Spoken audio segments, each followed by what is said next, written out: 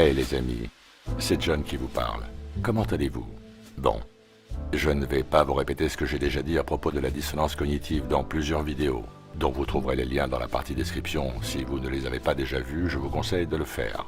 Je vous dirai simplement que si l'exemple que je vais vous montrer ne vous convainc pas que nous ne vivons pas sur un globe, alors votre esprit ne fonctionne pas de manière rationnelle.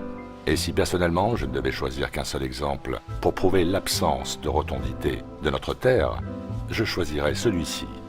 D'ailleurs, pour ne rien vous cacher, j'ai déjà traité ce sujet il y a quelques mois dans une vidéo de The Potter's Clay.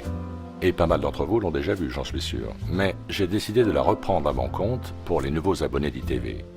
Et pour cet exemple, nous allons faire appel à la géométrie, plus particulièrement la trigonométrie de Pythagore. Car le modèle héliocentrique est bien basé sur la trigonométrie, n'est-ce pas? Bon, à partir de ce postulat sur lequel tout le monde est d'accord, regardons cette photo prise par Marc Brett depuis le sommet du pic de Finestrelle, dans les Pyrénées, d'une altitude de 2820 mètres en juillet 2016, où nous y voyons clairement se détacher la chaîne des Alpes, dont le pic Gaspard, distant de 443 km et d'une altitude de 3867 mètres. Voyons ce que cela donne sur Google Earth. Petite précision, vous constaterez une différence de quelques kilomètres quant à la distance affichée sur Google Earth qui est de 436 km au lieu de 443. J'ai donc coupé la poire en deux pour le calcul de la courbe supposée et pris comme distance de référence 440 km. Donc nous voici sur le calculateur de courbure terrestre. Nous rentrons donc la hauteur du point de vue d'où a été prise la photo, en l'occurrence le sommet du pic de Finestrelle dans les Pyrénées, c'est-à-dire 2820 mètres. Ainsi que la distance du pic Gaspard dans la chaîne des Alpes que j'ai arrondi à 440 km.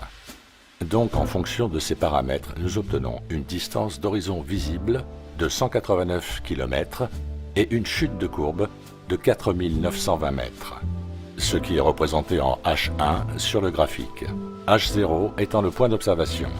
De ce résultat, il nous faut soustraire la hauteur du pic Gaspard, qui est, comme je l'ai dit, de 3867 mètres, et nous obtenons 1053 mètres restants de dénivelé de chute de courbe. Visualisons rapidement sur Google Earth sous un autre angle ce que cela donne.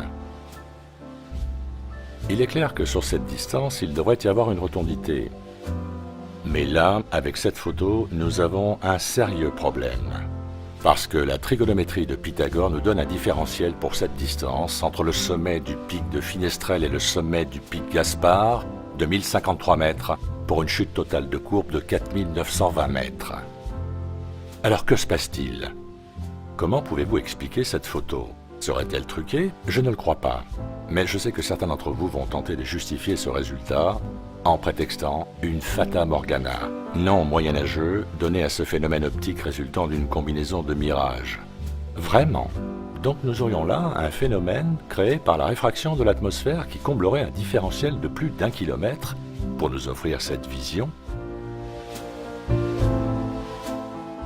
Bien sûr que les mirages existent, que la réfraction existe, je ne le conteste pas, mais certainement pas dans ces proportions. Le seul vrai mirage que je vois ici, c'est celui du modèle héliocentrique. Il est temps d'arrêter de se raconter des histoires. Il est temps de laisser tomber son ego et d'affronter la réalité. La Terre est plane. Et pour ceux d'entre vous qui découvrent cette réalité avec une réelle ouverture d'esprit, je vous propose de visionner 2 vidéos d'ITV qui apporteront quelques éclaircissements aux 2 questions qui viennent immédiatement à l'esprit. Pourquoi nous mentir et qu'est-ce que cela va changer? Vous trouverez tous les liens dans la partie description. Voilà les amis, c'est tout pour aujourd'hui. Portez-vous bien et à très bientôt sur ITV.